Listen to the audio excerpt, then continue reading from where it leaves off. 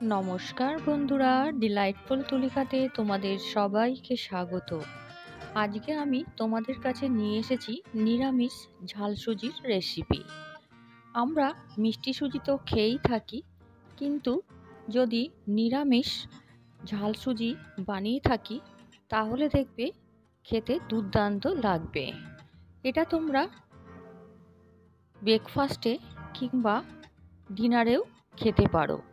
নিরামিষ কেন বললাম তোমরা দেখে বুঝতেই পারবে। এই ঝাল সুজির রেসিপিতে আমি পেঁয়াজ ব্যবহার করব না, আর কিভাবে ঝরঝরে হবে সেটাও তোমাদের সাথে আমি শেয়ার করব। চলো তাহলে রান্নাটা শুরু করে দেওয়া যাক, এবং কি কি উপকরণ লাগছে এই ঝাল সুজি বানাতে এবং কিভাবে ঝরঝরে করা যায় এই ঝাল সুজি সেটাও তোমাদের সাথে শেয়ার করব। প্রথমে দেখো, আমি 100 গ্রাম সুজি নিয়ে নিয়েছি ছোট দানার। তোমরা ছোট দানার সুজিটাই নেবে। আর সাথে সবজি নিয়ে নিয়েছি, দেখো লম্বা করে কেটে নিয়েছি বিনস। একটা আলু দিয়েছি, তোমরা আলুটা স্কিপও করতে পারো। আর দিয়েছি একটা বড় সাইজের গাজর, লম্বা করে কেটে নিয়েছি। এটা ভালো করে সবজিগুলো ধুয়ে একটা ছিদ্রযুক্ত পাত্রে জল ঝরার জন্য রেখে দিয়েছি।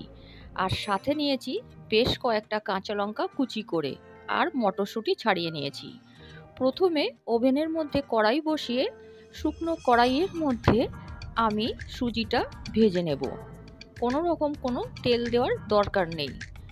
সুজিটা আমি হালকা ব্রাউন করে ভেজে নেব, এবং সুজিটা ভাজার সময় অবশ্যই আঁচটা আস্তে করে দেবে, না হলে সুজিটা পুড়ে যেতে পারে। সুজিটা বারংবার নাড়তে থাকবে, তাহলে দেখবে পুড়ে যাবে না।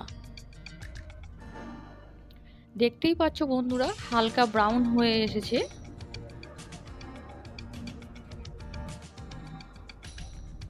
সুজিটা শুকনো কড়াইয়ে ভাজার পর একটা পাত্রে নামিয়ে রাখতে হবে। তারপর ওই কড়াইয়ের মধ্যেই পরিমাণ মতন তেল দিয়ে আমি কেটে রাখা সবজিগুলো দিয়ে দেব। সবজিগুলো বেশ কিছুক্ষণ নাড়ার পর আমি পরিমাণ মতন লবণ আর হলুদ দিয়ে নাড়তে থাকবো।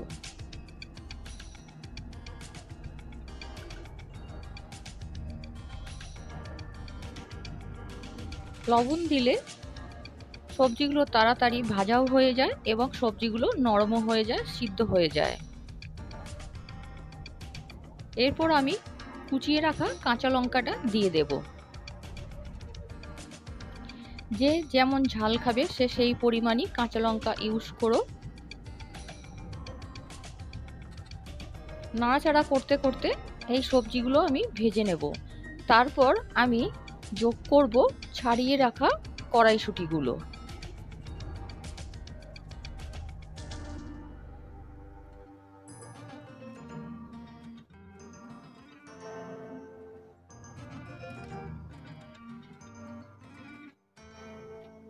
বেশ কিছুক্ষণ নাড়াচাড়া করার পর সবজিগুলো সমস্ত কিছু সিদ্ধ হয়ে আসবে। তারপর শুকনো কড়াইয়ে ভেজে রাখা সুজিটা আমি দিয়ে বেশ কয়েকবার নাড়াচাড়া করে নেব। দেখতেই পাচ্ছ বন্ধুরা, আস্তে আস্তে সবজির পরিমাণটা দেখো কমে আসছে, মানেই সেটা নরম হয়ে ভাজা হয়ে এসেছে।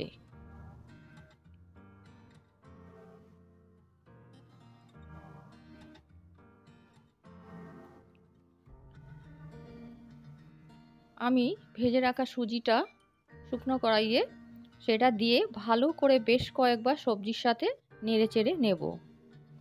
তাতে সুজিটা ঝাল সুজিটা বেশ ঝরঝরে হয়।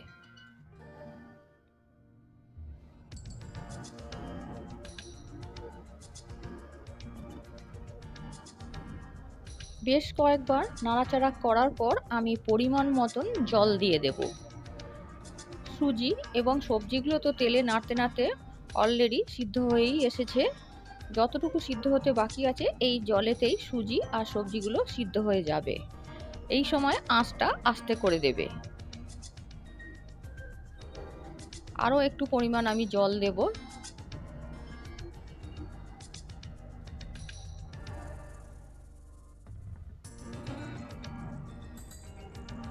আগেই বলেছি পরিমাণ মতন লবণ আমি দিয়ে দিয়েছি। এরপর আমি ঢাকনাটা দিয়ে সমস্ত কিছু সিদ্ধ হতে দেব।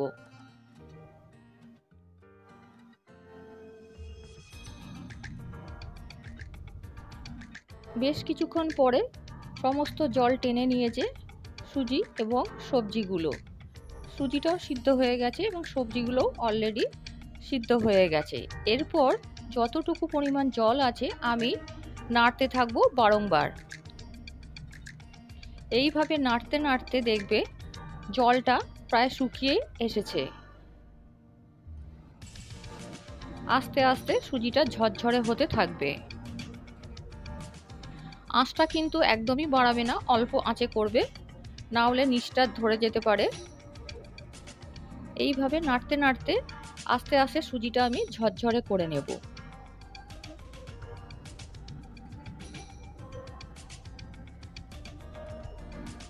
দেখো প্রায় জলটা শুকিয়েই এসছে, তাও আমি নাড়ছি। এইভাবে নাড়তে নাড়তে জলটা প্রায় শুকিয়েই আসবে এবং সুজিটা ঝরঝরে হয়ে যাবে।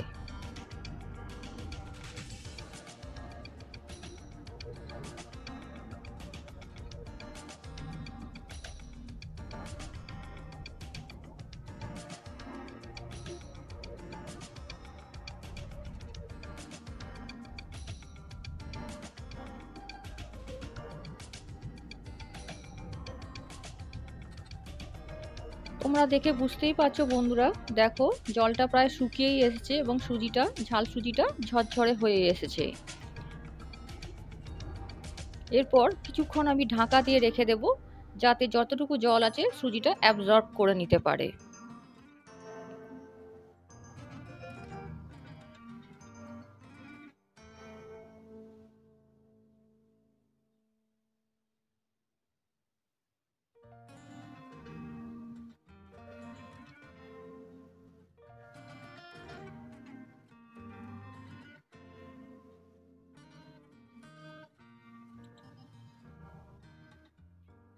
সুজি, ঝাল সুজি আমার রেডি। একটা প্লেটে আমি সার্ভ করব। দেখো শীতের সবজি দিয়ে ঝরঝরে ঝাল সুজি, অবশ্যই নিরামিষ আমার রেডি। নিরামিষ ঝাল সুজি যেভাবে দেখালাম তোমরা সেইভাবেই বানিয়ে খেও। শীতের সবজি কিংবা যে কোনো ধরনের সবজি দিয়ে খেতে দুর্দান্ত লাগে। আর তোমরা যদি মনে করো পেঁয়াজ দেবে তাহলে সেটাও দিতে পারো।